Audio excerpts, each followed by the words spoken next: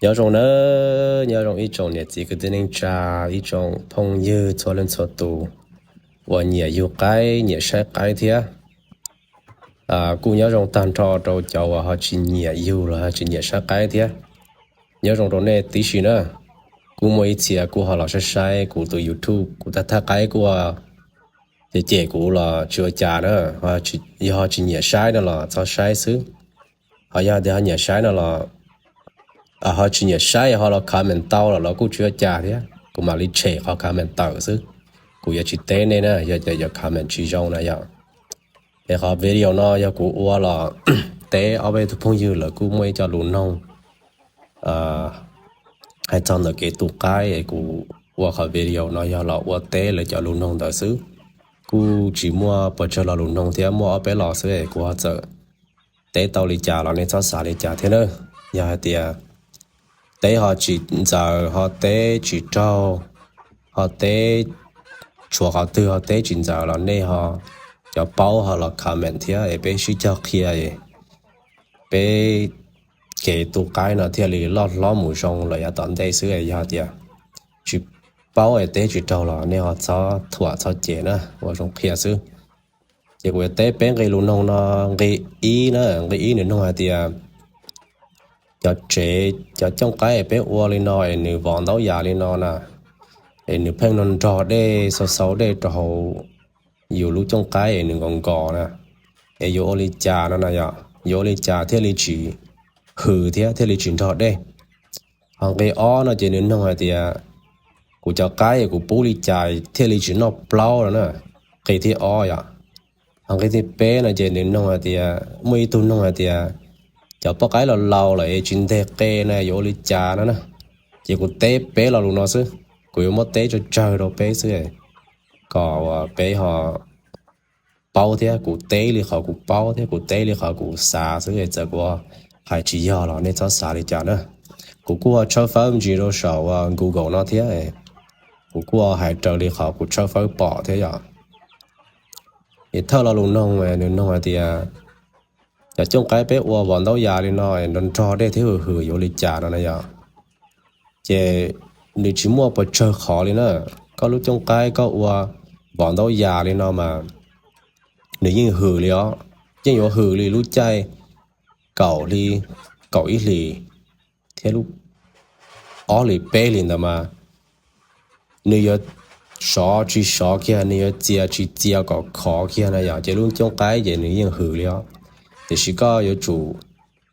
我个路中间的路主chế mà có cho tới tiền nữa có有chủ có nên差chỉ chơi có nên hư là nên cho đến nên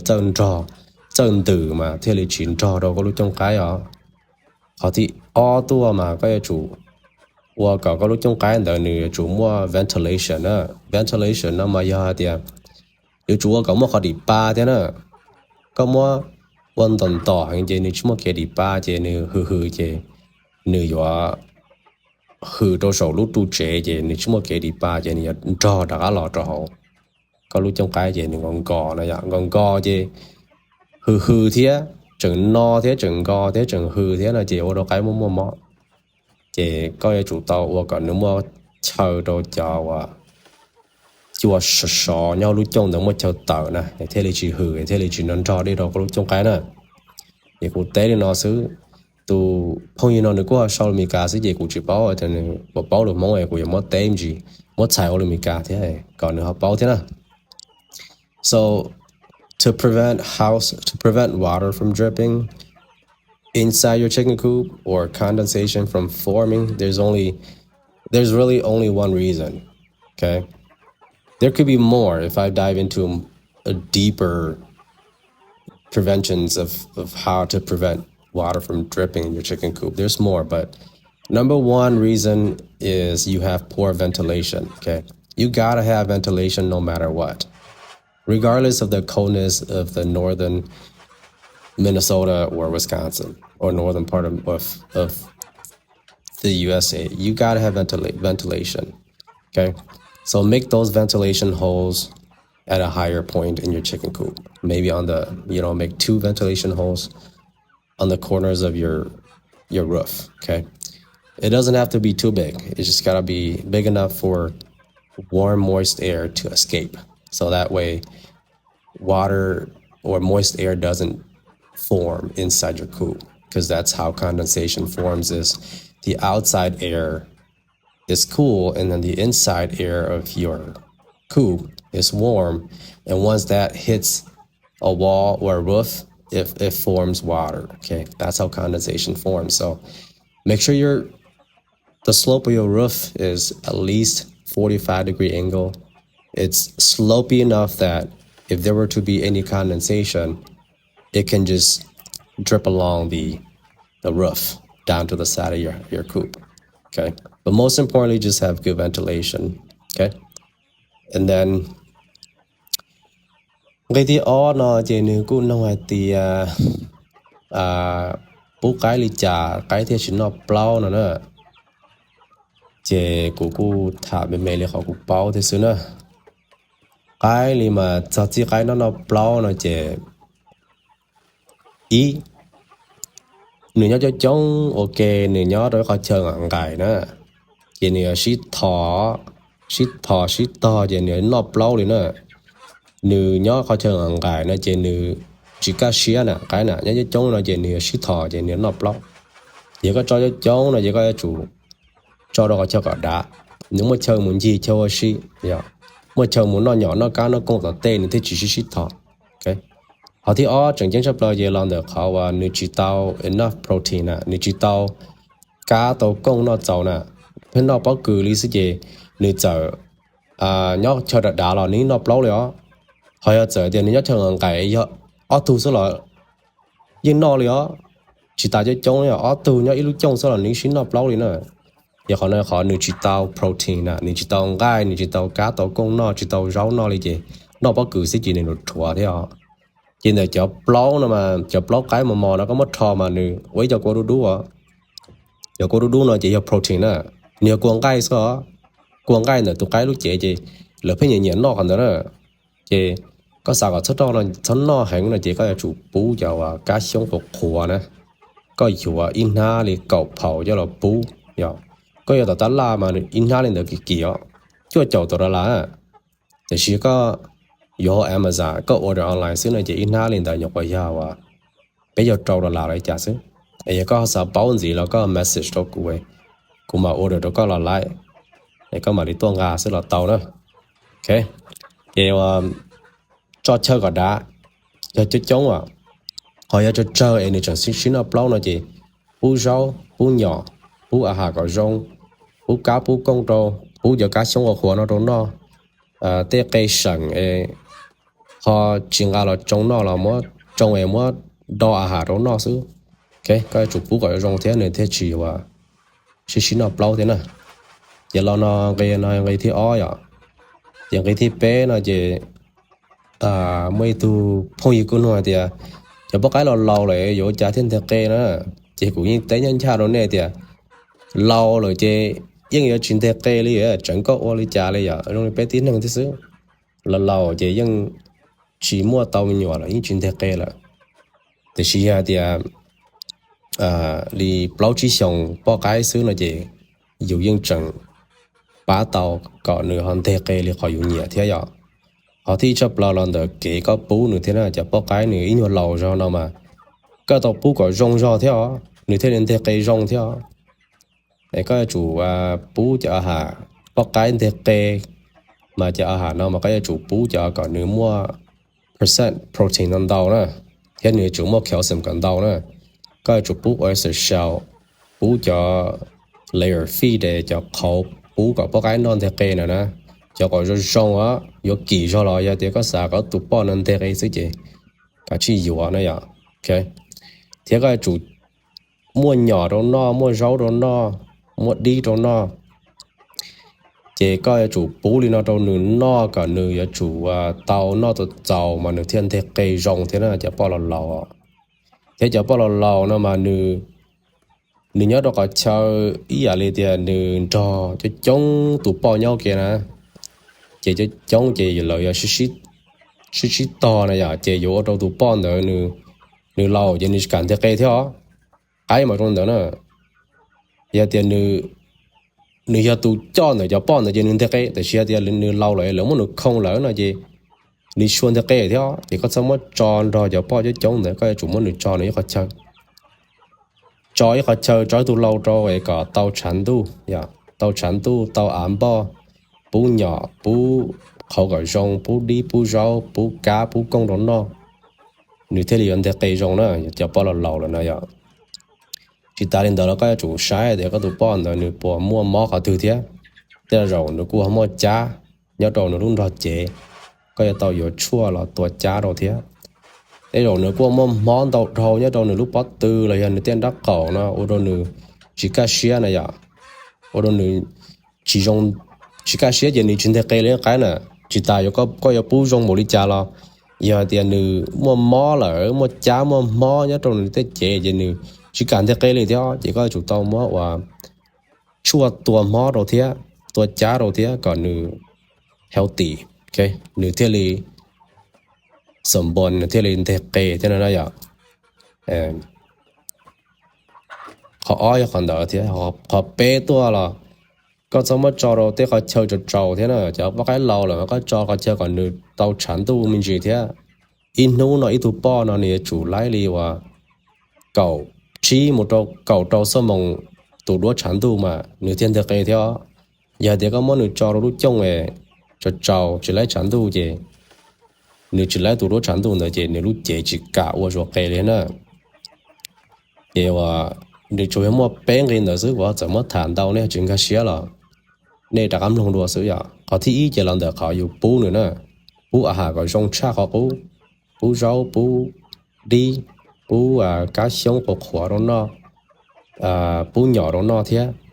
เขาที่อีอย่างนั้นเดี๋ยวนะเขาที่อ๋อmua cho là họ chơi cả sau mua bao nhiêu chống này ní lần xứ rồi đấy tụ lâu xứ còn nữa tao chơi đá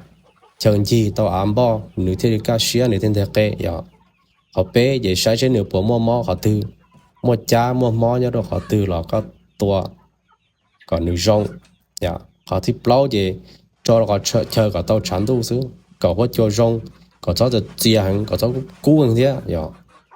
ấy tụ bao lâu rồi chỉ có tàu qua ít nhiều rong rồi nên thế nên thế cái rong thế nào thì cũng chuột thả mình chỉ đến nó đỡ bé là luôn không nói gì trong cuộc tư tế nó là nhờ thì của tế họ từ chỉ giàuเลยจินเจ้าเลยจิเจ้าล่ะนี่จะสายจ้ะที่อ๋อ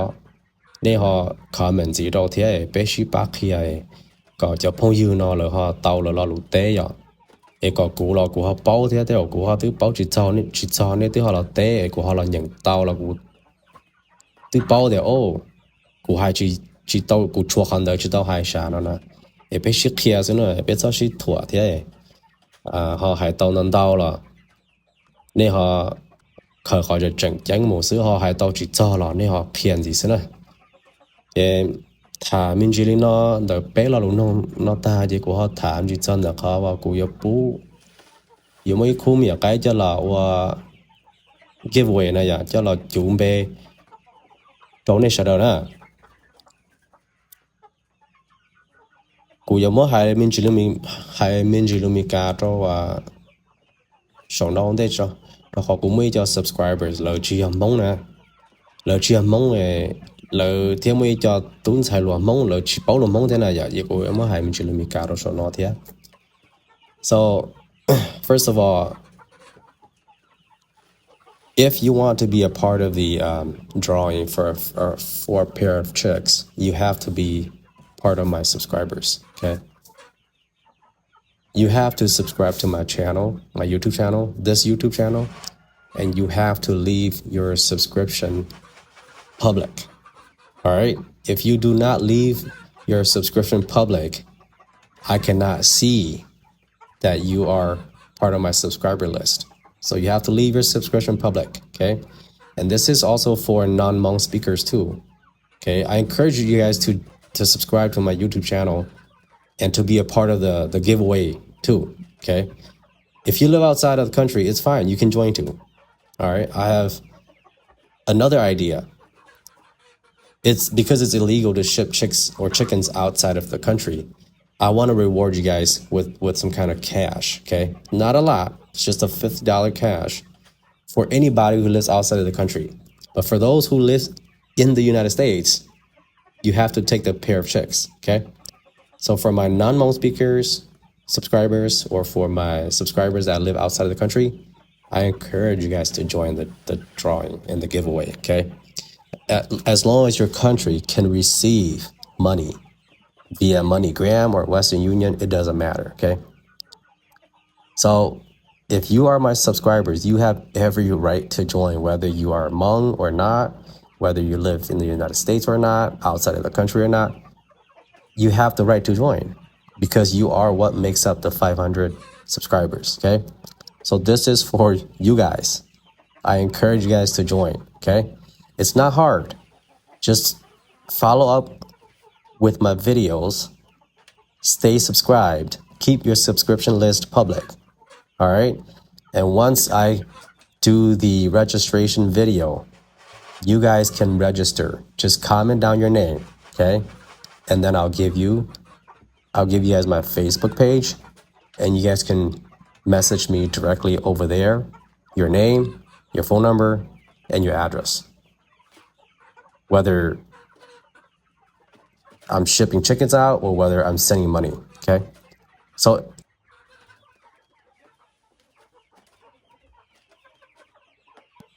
for those who lives in the United States, you guys have to take the pair of checks, okay? You guys cannot take the money because those who live outside the country, they didn't have a choice of picking the checks, so they have to take money. It's not a lot, but it's part of my appreciation as a way of thank you, to say thank you to all of you guys as my subscribers, okay? So this is my giveaway. It's very easy. I'll take videos of all the chicks that I will give away, and you guys can pick a pair, a male and a female, okay? So that's it, okay? Thì cụ yếu hay mình chỉ luôn mong thế ạ.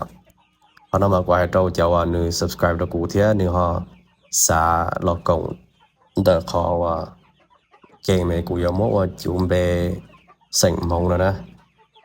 Thì họ thi chấp lời có chủ subscribe cho cụ từ YouTube channel nó nè. Họ thì họ tua có khó subscription list nè. Có chủ cho có public nè. Cụ thì bỏ. Giờ thì có subscribe cho cụ nè. Thì chỉ có khó subscription list. Như private nè. Cụ chỉ bỏ thì có subscribe cho cụ á. Thì giờ cụ chỉ bỏ thì giờ có là chuẩn bị là cụ chỉ cho có nè. So you have to keep your subscription list public. Có chủ cho public là chỉ có chủ thay đổi tôi cũng sai thì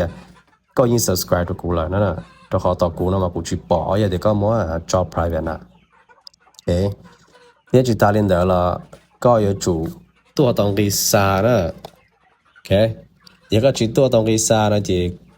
họ chỉ có cho là cổng cho họ bé giveaway nó xứ vậy thì có họ tua đồng cái xa có mà là cổng nè, đó họ cái xa nào mà tao này kỳ á, tao giờ cho lại ít bộ tiền đầu theo vậy. Thì họ nói là cụ thọ chỉ thì cụ họ chỉ tao là cụ tư cụ tao khỏi thì cụ mỗi ít khung một cái nó bù đỡ đó này là chỉ này chủ tua cái xa này vậy. Thì cho nó cụ họ và cho nên người nữ cháu cụ cho chỉ một lần nè, cụ mà đã có là ở đây video khiên gì vậy. Thằng đó này mà là register này mà là comment này chấm bê. Cụ mà lấy một cụ tụ phê đó này mà show giá khá đồ tỏi. Mỗi này lúc bê thì sợ tông thì chờ nhau đâu cụ xứ. Bây giờ thì cụ họ chuẩn bê họ cho tao này lúc bê nó là cụ mà lấy message đó này là. Thì họ nói gì cũng mất thảm chỉ đi nói lọt tế. Ở bên cái luôn hông đó thì họ làm một thả mình chỉ cho họ giveaway nó xí nè. Nếu họ lần thứ họ chuyển cả sẽ họ tư nó là comment họ cá nó thì họ xong đó cụ tụ phê là cụ ý mất cho đâu cụ tụ YouTube nó thì họ nếu một tàu cụ trong YouTube gì nên chỉ đi nhẹ họ lên của cụ mất cho nó rồi và cụ trong YouTube sẽ chỉ nên một cho đâu tàu cụ tụ phê thế này à chứ thả nó xứ sợ là ta thế và cho tan cho đó này sợ đó nè và nên cho cháu cụ thế sẽ cụ cho cái là thế và thế chỉ sẽ thì bây giờ đầu giờ chỉ cái nó cá nhau rong thế mà lấy sinh trí này đồ rồi rong nữa